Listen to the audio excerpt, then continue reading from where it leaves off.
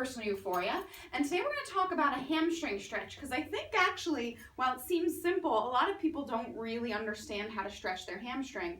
And when they're trying to stretch their hamstring, they tend to stretch a bunch of other stuff, like their glute and their back, which isn't necessarily bad, but if you are working to stretch your hamstring, you need to know where to move from.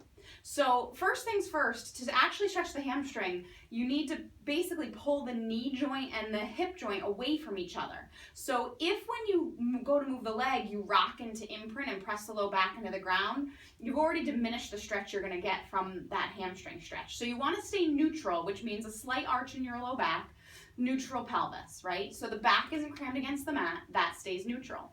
From there, you can grab a flex band, a belt, anything you can kind of wrap your foot with, and you're going to wrap that wide around the ball of your foot, and then you're going to send the leg out straight. So you need to keep the knee straight too. You don't have to hyperextend it and lock it, but if you pull that leg in and it's so tight the knee bends, then now you're not getting the whole hamstring to stretch either, because where the knee bends, it's not stretching. So you want to find a place where you can both stay neutral in a straight leg, even if that means for right now your leg's way out here, when if you rocked to imprint and kept the leg straight, it was here, right? Because to pinpoint that hamstring, the full length of the hamstring, you need a straight knee and a neutral pelvis. Lose either one of those, and somewhere the muscle isn't really getting lengthened.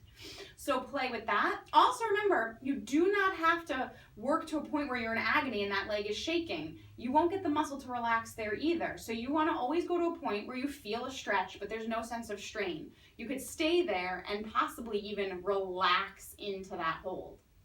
At most, you hold for 30 seconds. Release, you can always hold it for 30 seconds again. Thanks for playing, keep moving, and have a great day.